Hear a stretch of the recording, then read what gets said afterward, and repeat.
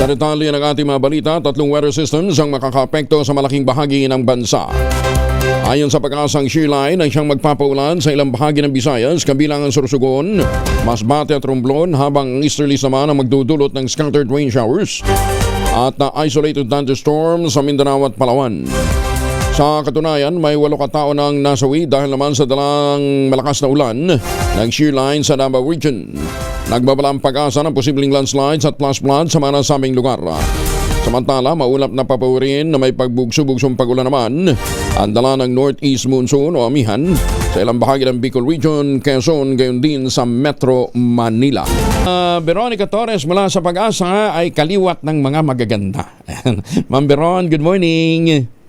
Good morning din po sa inyo at sa ating mga taga-subaybay sa DZRH. Ngayong araw, shearline na nakakaapekto sa silangang bahagi ng Southern Luzon at Visayas, Northeast monsoon naman sa nalalabing bahagi ng Luzon at Easterlies sa nalalabing bahagi ng bansa. Asahan nga natin na patuloy pa rin magpapaulan ng shearline sa Albay, Sorsogon, Masbate at Northern Samar. Easterlies naman na magpapaulan sa Mindanao at silangang bahagi ng Eastern Visayas.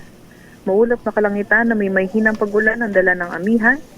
Yan ay sa may Quezon at nalalabing bahagi ng Bicol Region. Mas maganda ang panahon ng inaasahan sa nalalabing bahagi ng bansa kung saan sa Palawan at sa may silangang bahagi ng Visayas may mga tsansa ng thunderstorm at sa nalalabing bahagi naman ng Luzon kabilang ng Metro Manila mga tsansa naman ng mga may hinang pag-ulan. Wala tayong nakataas na gale warning sa kaitanong dagat baybay ng ating bansa at walang minomonitor na low pressure area or bagyo sa loob or malapit sa ating Philippine Area of Responsibility. At yan nga muna ang pinakahuli sa lagay na ating panahon. Mula sa Weather Forecasting Center ng Pag-asa, Veronica Torres. Ma'am Veron, so wala na ha? Wala nang ulan masyado sa Mindanao? Sa ngayon po, wala naman na po tayo inaasahan na mga tuloy-tuloy na mga malalakas na pag-ulan, pero may mga thunderstorm pa rin. So, yung kasamahan natin sa Mindanao PRSD ay maglalabas ng mga advisory kung kinakailangan. Pero sana naman huwag yung tuloy-tuloy na kamukha nung nagdaang linggo. Opo, sa ngayon ang nakikita natin, kung ulan man po, mga isolated lang. Isolated na lang.